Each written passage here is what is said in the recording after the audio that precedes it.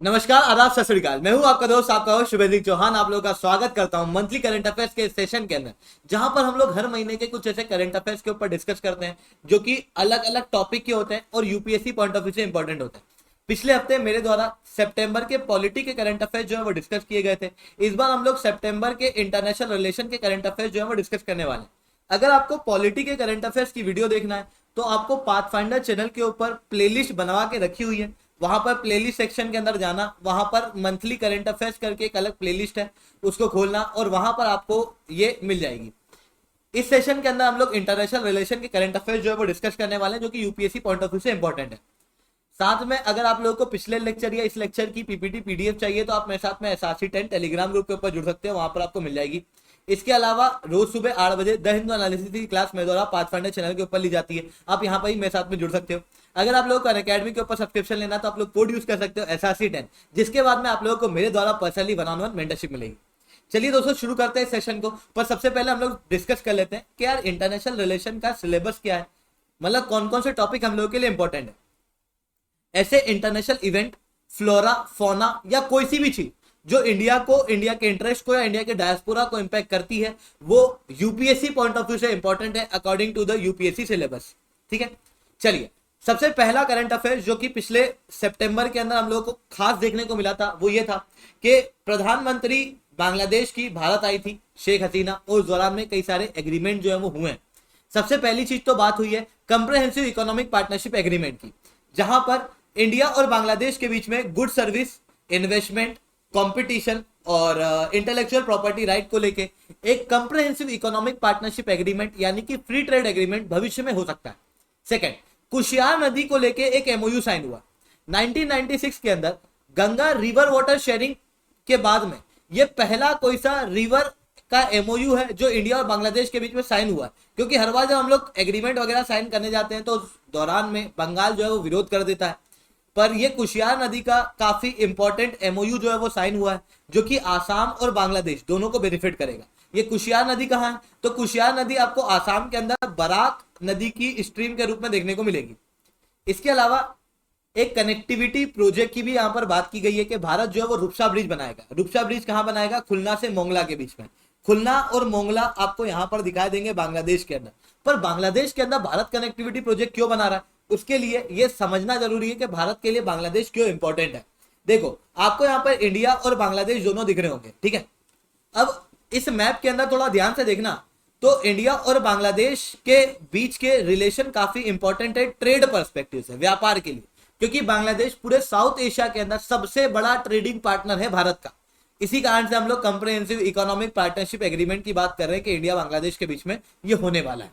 Second चीज कि बांग्लादेश भारत की कनेक्टिविटी के लिए बहुत जरूरी है। एक बार आप नॉर्थ ईस्ट रीजन देखो, नॉर्थ ईस्ट रीजन को समुद्र का एक्सेस नहीं है, ठीक है। यहाँ पर आपको म्यांमार दिखेगा, यहाँ पे आपको बांग्लादेश दिखेगा। अब अगर मिजोरम के अंदर कोई व्यक्ति बैठा हुआ है और उसको व्यापार करना इंटरनेशनल लेवल पे समुद्र के रास्ते से, तो उसको मिजोरम से होते हुए, आसाम होते हुए से घूम के बंगाल आना पड़ेगा और फिर यहां से वो क्या कर सकेगा, एक्सपोर्ट कर सकेगा। इतना लंबा रास्ता क्यों चूज करना, क्यों ना ऐसा करें कि बांग्लादेश के साथ में हम लोग एग्रीमेंट कर दें, ताकि बांग्लादेश से हम लोग क्या हो सके, यहां पर कनेक्टिविटी बना सकें, ताकि नॉर्थ ईस्ट के अंदर सोशो इकोनॉमिक डेवलपमेंट हो सके। मतलब बांग्लादेश का रिलेशन व्यापार और नॉर्थ ईस्ट रीजन के अंदर सोशो इकोनॉमिक डेवलपमेंट के लिए काफी ज्यादा जरूरी है। साथ में इंडिया के एक्सपोर्ट को बढ़ाने के लिए भी जरूरी है। साथ में यही रिलेशन इसलिए भी इंपॉर्टेंट है क्योंकि नॉर्थ ईस्ट के अंदर हमको सिक्योरिटी मेंटेन करनी है। यहां पर आप देखो, ये वाला पॉइंट दिख रहा होगा, इसे हम लोग कहते हैं चिकन नेक कॉरिडोर। अगर मान लो यहां पर चाइना है, चाइना ने किसी दिन यहां पे अटैक किया तो हम लोगों का नॉर्थ ईस्ट से कनेक्शन टूट जाए। ऐसी कंडीशन में हम लोग बांग्लादेश से कनेक्टिविटी प्रोजेक्ट चलाते हैं ताकि भारत की कनेक्टिविटी नॉर्थ ईस्ट से जो है वो बनी रहे। तो भारत की सिक्योरिटी पॉइंट ऑफ व्यू से भी ये इंपॉर्टेंट है। साथ में बांग्लादेश से रिलेशन इसलिए भी इंपॉर्टेंट है क्योंकि ये साउथ ईस्ट एशिया के साथ में रिलेशन के द्वार हम लोग के लिए खोलता है। साथ में बांग्लादेश भारत के लिए इसलिए भी इंपॉर्टेंट है क्योंकि बांग्लादेश भारत से भी एग्रीमेंट करता है, भारत से भी बातचीत करता है, चाइना से भी करता है। रिसेंटली चाइना को अगर आप देखोगे तो चाइना का इन्फ्लुएंस नेपाल वगैरह जैसे देशों के अंदर बढ़ रहा है। इवन इधर पाकिस्तान के अंदर तो बहुत ज्यादा बढ़ चुका है, यानी कि इंडिया के नेबरहुड के अंदर बढ़ रहा है। तो कुछ ही नेबरहुड ऐसे हैं जो कि अभी इंडिया के कंट्रोल में है। इस कारण से बांग्लादेश के साथ में एग्रीमेंट जो है वो काफी ज्यादा जरूरी है।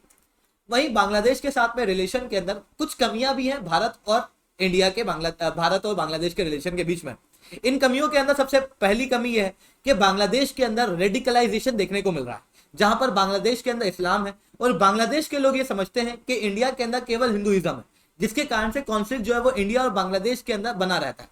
दूसरा कॉन्फ्लिक्ट है कि बांग्लादेश से कई सारे इलीगल माइग्रेंट जो है वो भारत की तरफ आते हैं और वो भारी मात्रा में, अति मात्रा में है। भारत उस चीज से परेशान है, ठीक है। तीसरी चीज हम लोगों को यह भी देखने को मिलती है, भारत और बांग्लादेश के बीच में लगभग 54 नदियां जो है वो शेयर होती है। ऐसी कंडीशन में इन रिवर्स के वाटर शेयरिंग के एग्रीमेंट को लेकर दोनों देशों के बीच में डिस्प्यूट जो है वो बने रहते हैं। इवन बांग्लादेश जो है वो चाइना के साथ में कई सारे एग्रीमेंट कर रहा है, कई सारी चीजों के ऊपर बातचीत कर रहा है। इवन यहाँ पर China Pakistan belt and road initiative का एक प्रोजेक्ट भी बांग्लादेश के अंदर बनाया गया है, जिसके कारण से भी इंडिया को इश्यूज जो है वो बांग्लादेश के साथ में फेस करने पड़ते हैं। वहीं बांग्लादेश और भारत का रिलेशन एक बहुत ही अच्छा रिलेशन है, एक बहुत ही बेहतर एग्जाम्पल है कि दो देशों के बीच में कॉन्फ्लिक्ट तो हमेशा होते हैं पर उन्हें बातचीत के जरिए रिजॉल्व किया जा सकता है। भारत और बांग्लादेश के बीच में भी इसी तरीके की चीजें जो है वो हम लोगों को देखने को मिलती है। भारत और बांग्लादेश के बीच में पुराने जितने भी डिस्प्यूट थे वो हम लोगों ने बातचीत करके, नेगोशिएशन करके रिजॉल्व किए हैं। आने वाले रिलेशन भी हम लोग इसी तरीके से रिजॉल्व कर सकते हैं। साथ में हम लोग कल्चरल कॉन्टेक्ट जो है वो बांग्लादेश के साथ में बना सकते हैं, ताकि क्या हो, आपस में एक्सचेंज जो है वो बढ़े। साथ में बांग्लादेश के को हम लोग क्वाड प्लस देशों के अंदर जोड़ सकते हैं, ताकि बांग्लादेश जो है वो इंडिया के साथ में जुड़े, साथ में चाइना के अगेंस्ट थोड़ा सा चले जाए, ठीक है, जिसके कारण से इंडिया को जो है वो यहाँ पर स्ट्रेटेजिक बेनिफिट जो है वो मिल सके, ठीक है। इसके अलावा सेकंड खबर हम लोग को ये देखने को मिली थी सितंबर के अंदर कि शंघाई कोऑपरेशन ऑर्गेनाइजेशन की समिट हुई थी उज्बेकिस्तान के अंदर, समरकांड के अंदर। इस समरकांड के अंदर कुछ इंपॉर्टेंट चीजें हैं जो काफी ज्यादा इंपॉर्टेंट है। सबसे पहले तो इंडिया को प्रेसिडेंसी दे दी है 2023 के लिए, मतलब 2023 के लिए शंघाई कोऑपरेशन ऑर्गेनाइजेशन का कोई प्रेसिडेंट होने वाला है तो वो भारत है। सेकंड, वाराणसी को टूरिज्म और कल्चरल कैपिटल बनाया है शंघाई कोऑपरेशन ऑर्गेनाइजेशन का। Third, Iran Shanghai cooperation organisation का परमानेंट मेंबर जो है वो बन चुका है। सवाल उठता है कि शंघाई कोऑपरेशन ऑर्गेनाइजेशन है क्या। यहां पर आप देख सकते होगे शंघाई कोऑपरेशन ऑर्गेनाइजेशन ये सेंट्रल एशिया के देश हैं, ठीक है, जिसके अंदर Kazakhstan, Uzbekistan, Kyrgyzstan, Tajikistan, Turkmenistan इसका भाग नहीं है, मंगोलिया इसका परमानेंट मेंबर नहीं है, ठीक है, रशिया, चाइना, पाकिस्तान, इंडिया और एक ईरान यहां पर देखने को मिलता है, ठीक है। ये शंघाई कोऑपरेशन ऑर्गेनाइजेशन है। इस शंघाई कोऑपरेशन ऑर्गेनाइजेशन के अंदर क्या क्या डेवलपमेंट है और शंघाई कोऑपरेशन ऑर्गेनाइजेशन भारत के लिए क्यों महत्वपूर्ण है, थोड़ा सा उसको समझ लो। देखो, भारत जो है वो क्वाड वगैरह के अंदर यूएस से कोलैबोरेट करता है, क्वाड के अंदर जापान से कोलैबोरेट करता है। भारत जो है वो इंडो पैसिफिक इकोनॉमिक फ्रेमवर्क के अंदर भी यूएस की तरफ टिल्ट दिखाई दे रहा है। वहीं यूएस और दूसरे देश जैसे रशिया है, ईरान है, ये एक अगेंस्ट है यूएस के। तो इन देशों के साथ में हम लोग शंघाई कोऑपरेशन ऑर्गेनाइजेशन के अंदर कोलैबोरेट करते हैं, ताकि हम लोग यूएस ब्लॉक और यूएसएसआर ब्लॉक, यानी कि यूएस ब्लॉक और रशिया ब्लॉक, इन दोनों के बीच में बैलेंस बना सके। दूसरा, शंघाई कोऑपरेशन ऑर्गेनाइजेशन का बेनिफिट यह है कि यूं तो हम लोग जब चाइना से डिस्प्यूट होता है, पाकिस्तान से डिस्प्यूट होता है, हम लोग डायरेक्ट बातचीत करने अब नहीं जाते। तो ऐसी कंडीशन में शंघाई कोऑपरेशन ऑर्गेनाइजेशन एक प्लेटफॉर्म देता है जहां पर हम लोग हमारे डिस्प्यूट को रिजॉल्व कर सकते हैं। जब यहाँ पर मीटिंग होती है तो हमारे लीडर उनके लीडर से मिलते हैं और आपस में कुछ कॉन्फ्लिक्ट जो है वो रिजॉल्व हो पाता है। थर्ड, आतंकवाद।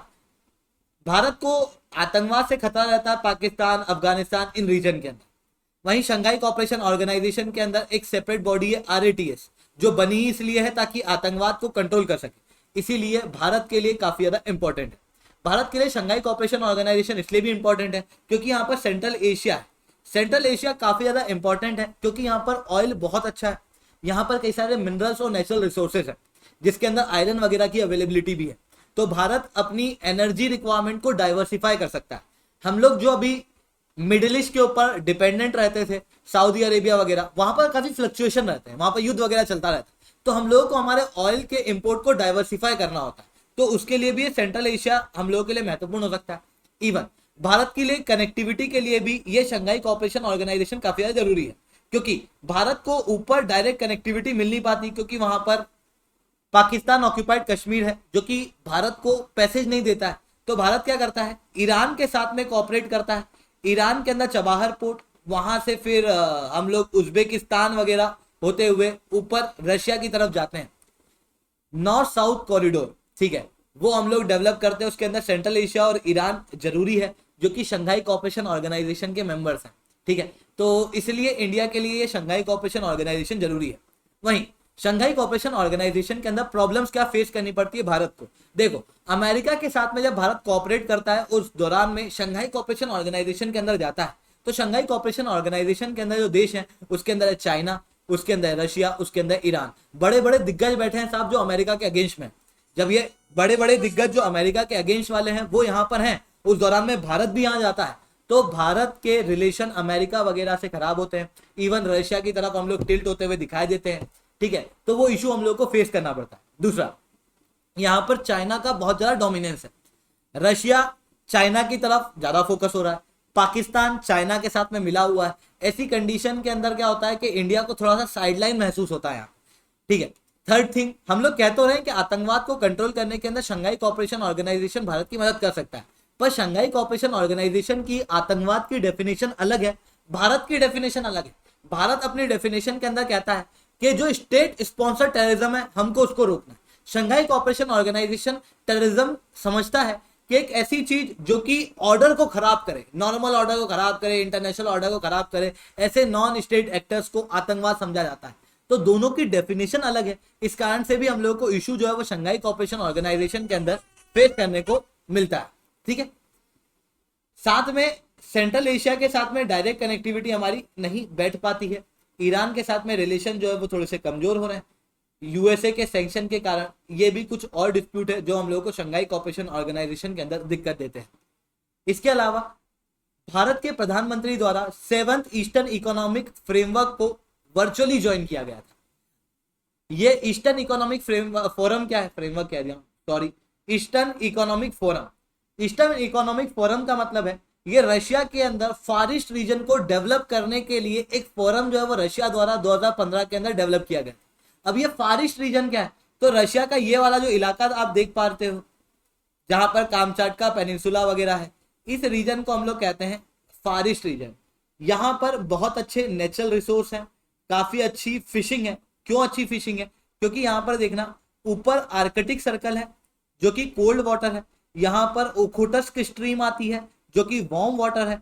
जब ये दोनों मिलते हैं तो यहाँ पर क्या होता है, वार्म और कोल्ड वाटर मिल जाता है, जिसके कारण से फिशिंग के लिए काफी ज्यादा जरूरी हो जाता है।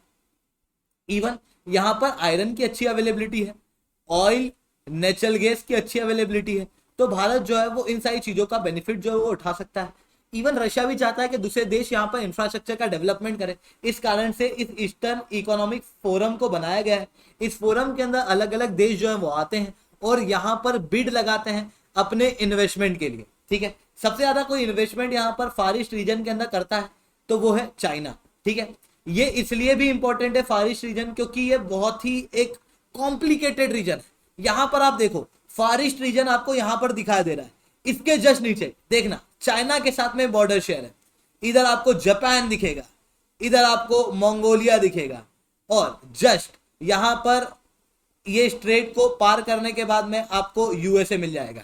यानी कि यूएसए, जापान, चाइना, रशिया, इन सब के बीच में ये वाला एक बहुत बड़ा इलाका है जो आगे जाके डिस्प्यूट में आ सकता है। इवन चाइना और रशिया के बीच में ये ऑलरेडी डिस्प्यूट में है because of this Kuril island, ठीक है। तो यहाँ पर डेवलपमेंट वगैरह करने के लिए चाइना, जापान, भारत जैसे देश जो है वो बिड लगाते हैं, और भारत ने भी यहाँ पर अपनी बिड लगाई है। अब सवाल ये उठता है कि भारत यहाँ पर अपनी बिड क्यों लगाता है और भारत को यहाँ पर इंफ्रास्ट्रक्चर डेवलप करके मिलेगा क्या, उसे भी समझते हैं। देखो ये फार ईस्ट रीजन जो है वो मिनरल के लिए काफी ज्यादा जरूरी है। अगर भारत यहाँ पर इंफ्रास्ट्रक्चर डेवलप करेगा तो भारत को अच्छा ऑयल, नेचुरल गैस मिल सकता है। जो मिडिल ईस्ट रीजन है जिसके ऊपर हम लोग अभी डिपेंडेंट है, उससे डिपेंडेंसी कम होगी। अभी रशिया जो है वो परसों के दिन ही भारत का सबसे बड़ा ऑयल सप्लायर बन गया था, तो और ज्यादा अगर हम लोग को ऑयल लेना है रशिया से तो हम लोग यहाँ पर इंफ्रास्ट्रक्चर प्रोजेक्ट जो है वो डेवलप कर सकते हैं। First thing. सेकंड, कि चाइना को काउंटर करने के लिए, चाइना आपको यहाँ पर दिखाई दे रहा होगा, चाइना भारी मात्रा में निवेश करता है, इस कारण से रशिया और चाइना के बीच में एक्सिस बनती हुई दिखाई दे रही है। अब उसको काउंटर करना है, इंडिया को रशिया से अच्छा रिलेशन बनाना है, तो यहाँ पर इन्वेस्टमेंट तो करना पड़ेगा। थर्ड थिंग, इंडिया जो है वो इंडो पैसिफिक रीजन के अंदर अपनी प्रेजेंस को बढ़ाना चाहता है। ये रीजन कौन सा है? Pacific region. तो यहाँ पर भारत को इंफ्रास्ट्रक्चर प्रोजेक्ट जो है वो डेवलप करने होते हैं ताकि भारत की इंडो पैसिफिक रीजन के जो विजन है वो पूरे हो सके। साथ में रशिया के साथ में एक अच्छा रिलेशन डेवलप करने के लिए भी भारत ये सारी चीजें जो है वो करता है। इवन भारत को रशिया के साथ में कनेक्टिविटी बनाने के लिए इतना पूरा घूम के जाना पड़ता है, इतना पूरा। इसकी वजह ऐसा भी किया जा सकता है कि यहाँ पर रशिया के फारिश रीजन के अंदर एक सबसे बड़ा शहर है, नाम है व्लादिवोस्टोक।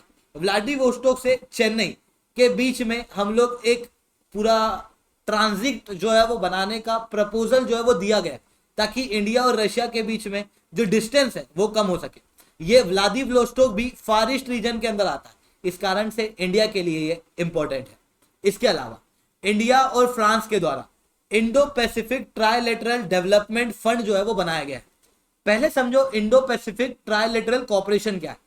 इंडिया, फ्रांस और ऑस्ट्रेलिया इन तीनों को मिला के इंडो पैसिफिक ट्राइलेटरल मैकेनिज्म या कहूं कॉर्पोरेशन देखने को मिलता है। अब फ्रांस यहां क्यों है? इंडिया ऑस्ट्रेलिया तो ठीक है इंडो पैसिफिक का भाग है, फ्रांस क्यों है? क्योंकि फ्रांस का 97% तक जो एक्सक्लूसिव इकोनॉमिक जोन है समुद्र के ऊपर वो आपको इंडो पैसिफिक रीजन के अंदर दिखाई देगा, क्योंकि फ्रांस की कई सारी ओवरसीज कॉलोनी है जो इंडो पैसिफिक रीजन के अंदर है।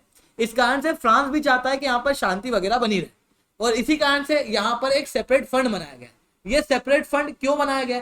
ताकि इंफ्रास्ट्रक्चर डेवलप हो, स्टार्टअप वगैरह डेवलप हो आपस में इन देशों के, जिसके कारण से भारत के स्टार्टअप्स, भारत के इनोवेटर्स को फायदा मिल सकता है। दूसरा कि यहाँ पर इंटरनेशनल सोलर अलायंस, ठीक है, जिसके अंदर भारत और फ्रांस दोनों ही बहुत इंपॉर्टेंट मेंबर्स हैं, उसको डेवलप करने के लिए दूसरे देशों के अंदर ये Indo Pacific trilateral development corporation fund जो है वो डेवलप किया गया है दोनों देशों द्वारा।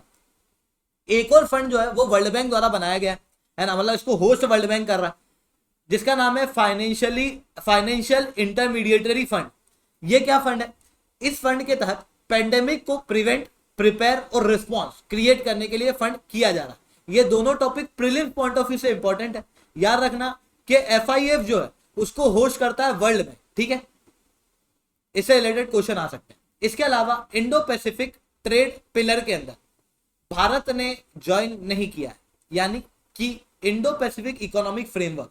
आपको अगर याद होगा तो मई महीने में जब जापान के अंदर क्वाड मीटिंग हो रही थी, उस दौरान में अमेरिका के प्रेसिडेंट जो है वो जापान पहुंचे थे और वहां पर उन्होंने एक अलग सेपरेट फ्रेमवर्क निकाला था, इंडो पैसिफिक इकोनॉमिक फ्रेमवर्क। अब ये इंडो पैसिफिक इकोनॉमिक फ्रेमवर्क के तहत 14 देशों को साथ में जोड़ा गया था जो 40% तक वर्ल्ड की GDP को होल्ड करते हैं, ठीक है। ये क्यों बनाया गया था? ये इसलिए बनाया गया था क्योंकि देखो यहाँ पर आपको चाइना दिखेगा। चाइना इंडो पैसिफिक रीजन के अंदर एक ट्रांस पैसिफिक पार्टनरशिप है जिसके अंदर US और इंडिया भाग नहीं है, उसके अंदर चाइना भाग है, ये फ्री ट्रेड एग्रीमेंट है। दूसरा एक आपको RCEP दिखाई देगा, उसके अंदर भी चाइना भाग है, इंडो पैसिफिक रीजन का है, पर अमेरिका उसका भाग नहीं है, जिसके कारण से चाइना की प्रेजेंस इंडो पैसिफिक रीजन में बढ़ रही थी। अमेरिका को चाइना को काउंटर करना है तो इंडो पैसिफिक रीजन के अंदर कोई कॉपरेशन भी तो होना चाहिए, तो इन्होंने इंडो पैसिफिक इकोनॉमिक फ्रेमवर्क निकाला था। याद रखना ये जो इंडो पैसिफिक इकोनॉमिक फ्रेमवर्क है इसके अंदर 4 अलग अलग पिलर दिए गए थे, जिसके अंदर कहा था trade, supply chain, clean energy और fair economy. Fair economy taxation वगैरह से रिलेटेड है, ठीक है। ये 4 पिलर के ऊपर ये फ्रेमवर्क जो है वो काम करेगा। ये कोई फ्री ट्रेड एग्रीमेंट नहीं है, ये एक इकोनॉमिक कॉपरेशन है देशों के बीच में, जहां पर अमेरिका द्वारा कहा गया था कि ये कोई नॉर्मल प्रकार का इकोनॉमिक एग्रीमेंट नहीं है, ये एक अलग इकोनॉमिक एग्रीमेंट है जिसके अंदर कोई मार्केट एक्सेस नहीं दिया गया। जो भी देश जुड़ेंगे वो किसी भी पिलर के अंदर जुड़ सकते हैं। इसी कारण से जब नेगोशिएशन हो रहे थे तो भारत ने ट्रेड पिलर को छोड़ के बाकी 3 पिलर के अंदर ज्वाइन किया है। इसके अंदर कोई पार्लियामेंट्री अप्रूवल की जरूरत नहीं है क्योंकि कोई बहुत बड़े डेवलपमेंट नहीं है, बस ऐसे ही आपस में कोऑपरेट करेंगे। ये क्यों किया गया था, इससे क्या बेनिफिट हो सकता है? तो इंडो पैसिफिक रीजन के अंदर प्रेजेंस जो है वो अमेरिका की और भारत की दोनों की बनेगी। दूसरा, इंडो पैसिफिक रीजन के अंदर जो इनके विजन्स हैं कि फेयर इकोनॉमी लाना है, सप्लाई चेन को मेंटेन करना है, वो हो पाएगा। चाइना को काउंटर करने के अंदर मदद मिलेगी, साथ में टैक्स अवॉइडेंस, टैक्स इवेजन वगैरह के ऊपर ये देश जो है वो कोऑपरेट कर पाएंगे। साथ में भारत का दूसरे देशों जैसे साउथ ईस्ट एशियन देश वगैरह के साथ में कोऑपरेशन जो है वो बढ़ पाएगा। पर नहीं, यहाँ पर इसी इंडो पैसिफिक इकोनॉमिक फ्रेमवर्क के अंदर कुछ इश्यूज हैं। यहाँ पर लैक ऑफ क्लैरिटी के काम कैसे करेगा नहीं पता है किसी को। दूसरा कि इसके अंदर पूरी तरीके से अमेरिका के इंटरेस्ट का ध्यान रखा गया है। अमेरिका को चाइना को काउंटर करना इसलिए बनाया, पर दूसरे देशों को अमेरिका का मार्केट एक्सेस चाहिए, वो मार्केट एक्सेस नहीं दिया गया। It is something which is Toothless. कोई अमेरिका के साथ में क्यों कोऑपरेट करेगा जब अमेरिका मार्केट एक्सेस ही नहीं दे रहा है। ठीक है, तो काफी सारे लोगों ने इस इकोनॉमिक फ्रेमवर्क को क्रिटिसाइज भी किया था। इवन यहाँ पर अमेरिका का डोमिनेंस जो है वो बढ़ता हुआ आने वाले समय में दिखने लगेगा। साथ में पहले भी अमेरिका ने build back and better world वगैरह बनाया था, पर वो भी चाइना को काउंटर करने के लिए बनाया था, पर ऐसा कोई बहुत डेवलपमेंट उसके अंदर हुआ नहीं। तो शायद हो सकता है आने वाले समय में ये भी कभी नष्ट हो जाए, ये फ्रेमवर्क भी। तो ऐसी सारी चीजें जो है वो इस फ्रेमवर्क के अंदर हम लोगों को देखने को मिल रही है। साथ में सितंबर के अंदर भारत ने यूनाइटेड नेशन सिक्योरिटी काउंसिल के अंदर रिफॉर्म की मांग की थी। अब यूनाइटेड नेशन सिक्योरिटी काउंसिल के अंदर क्या रिफॉर्म की मांग की जाती है और रिफॉर्म क्यों चाहिए, उन सारी चीजों को थोड़ा समझने की कोशिश करते हैं। देखो, यूनाइटेड नेशन सिक्योरिटी काउंसिल है क्या? यूनाइटेड नेशन सिक्योरिटी काउंसिल का मतलब है कि ये एक ऐसी काउंसिल है जो कि वर्ल्ड के अंदर सिक्योरिटी क्रिएट करने के लिए बनाई गई है, जिसके अंदर हम लोगों को देखने को मिलता है कि यूनाइटेड नेशन चार्टर के तहत बनी है। इसके कुछ 4 मुख्य पर्पस है। पहला, पीस और सिक्योरिटी मेंटेन करना इंटरनेशनल लेवल पे, देशों के बीच में फ्रेंडली रिलेशन बनाना। तीसरा, इंटरनेशनल प्रॉब्लम को सॉल्व करना और ह्यूमन राइट को प्रमोट करना। साथ में सेंटर बनना एक हार्मोनाइजिंग एक्शन ऑफ नेशन का। और इसी यूनाइटेड नेशन सिक्योरिटी काउंसिल के अंदर लगभग 15 मेंबर्स होते हैं। ठीक है, ये 15 मेंबर में से 5 मेंबर परमानेंट है। ये परमानेंट मेंबर्स के पास में वीटो पावर होती है, यानी कि कोई भी रिजोल्यूशन आता है, अगर किसी भी एक ने मना कर दिया तो फिर वो रिजोल्यूशन यहाँ पे पास नहीं हो सकता। ये 5 परमानेंट मेंबर कौन है? तो इसके अंदर आपको यूएस दिखेगा, इसके अंदर आपको रशिया दिखेगा, इसके अंदर आपको यूके दिखेगा, फ्रांस दिखेगा और चाइना दिखेगा। वहीं इसके अंदर 10 नॉन परमानेंट मेंबर्स होते हैं। ये non permanent member separately elect किए जाते हैं यूनाइटेड नेशन जनरल असेंबली के द्वारा। ये इलेक्शन जो होते हैं अलग अलग रीजन वाइज होते हैं। अलग अलग रीजन को अलग अलग सीट जो है बटी हुई है। एशिया पैसिफिक की अलग, लैटिन अमेरिका और कैरिबियन ग्रुप की अलग, वेस्टर्न यूरोपियन और अदर ग्रुप की अलग, और ईस्टर्न यूरोपियन ग्रुप की अलग सीट्स हैं। इस तरीके से यहाँ पर ये जो सीट्स हैं वो बटी हुई हैं, जहां पर इलेक्शन होते हैं और एक मेंबर जो है वो मतलब ऐसे अलग अलग मेंबर जो है वो चूज किए जाते हैं, जो नॉन परमानेंट मेंबर के रूप में यहाँ पर बैठते हैं। अब ये जो 15 member United nation security council के बनते हैं, ये लगभग 2 साल तक रहते हैं। क्यों? क्योंकि नॉन परमानेंट मेंबर का टेन्योर 2 साल तक का है। 2021 में भारत ने इसे ज्वाइन किया था, मतलब अभी नॉन परमानेंट मेंबर है भारत। 7वीं बार नॉन परमानेंट मेंबर भारत बन चुका है यूनाइटेड नेशन सिक्योरिटी काउंसिल के अंदर। ये 7वां टर्म है, 7 बार हम लोग इलेक्ट हो चुके हैं और अभी ये वाला टर्म जो है वो खत्म होने वाला है। जब ये 2 साल के अंदर ये देश जो है वो रहते हैं, लगभग 15 देश, तो इनके अंदर प्रेसिडेंसी जो है वो 1-2 महीने के लिए अल्फाबेटिक ऑर्डर के अंदर चलती जाती है। जैसे अर्जेंटीना है, इंडिया है, तो पहले अर्जेंटीना प्रेसिडेंट बनेगा, फिर इंडिया बनेगा, ऐसे अल्फाबेटिक ऑर्डर के अंदर प्रेसिडेंसी जो है वो इनके बीच में घूमती रहती है। ठीक है, अब यूनाइटेड नेशन सिक्योरिटी काउंसिल के अंदर क्या रिफॉर्म की जरूरत है, मतलब क्यों जरूरत है? जब यूनाइटेड नेशन सिक्योरिटी काउंसिल बना था तो वर्ल्ड वॉर के बाद में बना था, वर्ल्ड वॉर के बाद में सिक्योरिटी लाने के लिए बना था, पर उस दौरान में कुछ 40-45 देश थे, आज लगभग 200 से ज्यादा देश है। ऐसी कंडीशन के अंदर जब से ये बना है इसके अंदर कोई चेंजेस हुए ही नहीं है, मतलब आज की रियलिटी के अनुसार ये है ही नहीं। ठीक है, जैसे आप देखोगे तो यूनाइटेड नेशन सिक्योरिटी काउंसिल के अंदर भारत जैसे मेंबर नहीं है जो विश्व की 17% आबादी को होल्ड करते हैं। ठीक है, तो इस कारण से चेंजेस जो जरूरी है वो यहां पर नहीं हुआ। दूसरा, इनइफेक्टिव है। रशिया यूक्रेन वॉर हुआ, कोविड-19 के अंदर जो सप्लाई चेन के इशू आए और देशों के बीच में सिक्योरिटी के इश्यूज आने लगे, अफगानिस्तान के अंदर जो हुआ, यमन के अंदर जो हो रहा है, अफ्रीका के अंदर, इथोपिया वगैरह के अंदर जो हो रहा है, इन सारी जगहों पे यूनाइटेड नेशन जो है सिक्योरिटी काउंसिल का काम है शांति बनाए रखना। पर यहाँ पर क्या शांति मेंटेन हो पा रही है? क्या मिडल ईस्ट के अंदर, यमन वगैरह के अंदर आपको शांति दिख रही है? क्या आतंकवाद को यूनाइटेड नेशन सिक्योरिटी काउंसिल जो है वो कंट्रोल कर पा रहा है? यानी कि कंप्लीटली इनइफेक्टिव बॉडी के रूप में ये देखने को मिल रही है। इस कारण से रिफॉर्म की जरूरत है। थर्ड थिंग कि डाइवर्स इशू कवर करने की जरूरत है।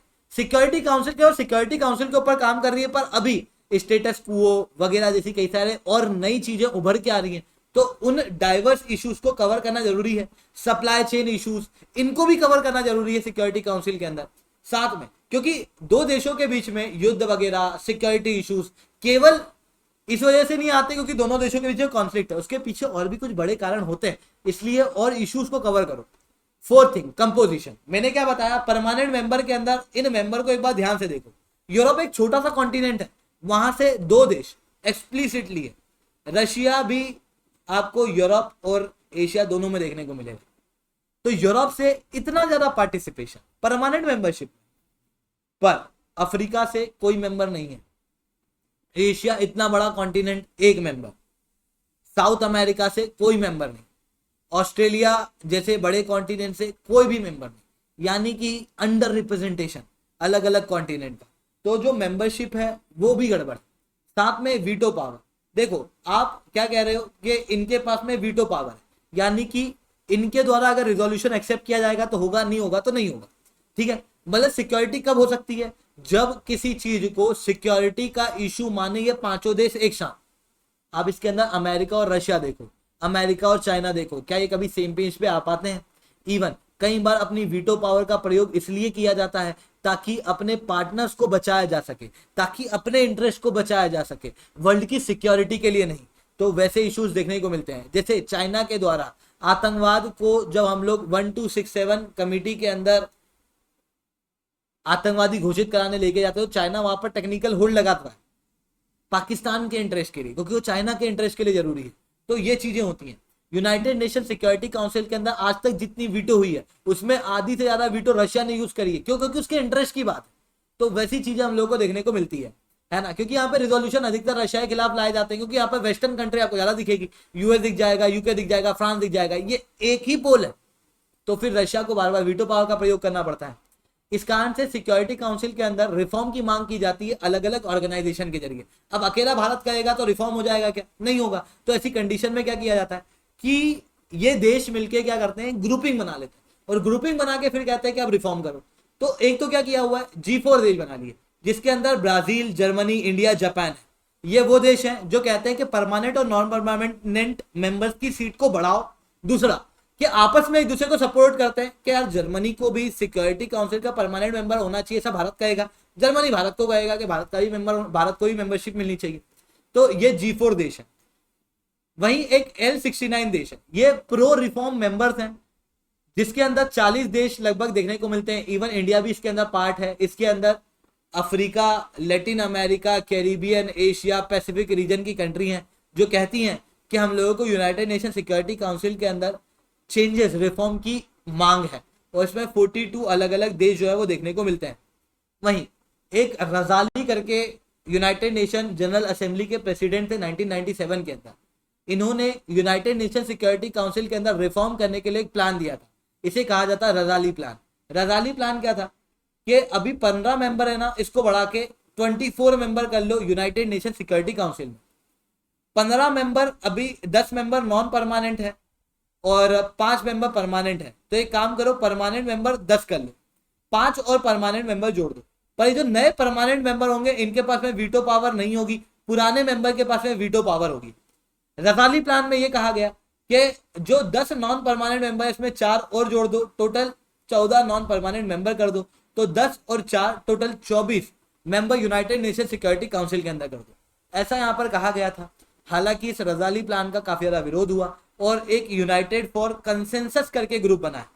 इसे कॉफी क्लब भी कहा जाता है। यहाँ पर 40 देश हैं जो कि रजाली प्लान को विरोध करते हैं। इवन ये वो डेवलपिंग देश है जो कहते हैं कि हमारे रीजन के अंदर कुछ बड़ी रीजनल कंट्रीज हैं जो सिक्योरिटी काउंसिल के अंदर परमानेंट मेंबरशिप की मांग कर रही है, जो हमारे हित में नहीं है। तो एक काम करते हैं, हम ग्रुपिंग बना लेते हैं। जैसे जर्मनी की मेंबरशिप नहीं चाहते इटली और स्पेन, तो वो लोग इस ग्रुपिंग के अंदर जुड़ गए। भारत की मेंबरशिप क्या पाकिस्तान चाहेगा क्या? नहीं चाहेगा, तो वो इस ग्रुप के अंदर जुड़ गया। अर्जेंटीना जो है वो ब्राजील की मेंबरशिप नहीं चाहता, जापान की मेंबरशिप जो है वो ऑस्ट्रेलिया नहीं चाहता, कनाडा, साउथ कोरिया किसी डेवलपिंग कंट्री की नहीं चाहता, क्योंकि ये कहते हैं कि हमसे लोन लेते रहते हैं और खुद बोल रहे हैं कि हम मेंबर बन जाएं। तो G4 नेशन को काउंटर करने के लिए यूनाइटेड फॉर कंसेंसस करके एक ग्रुप जो है वो बना हुआ।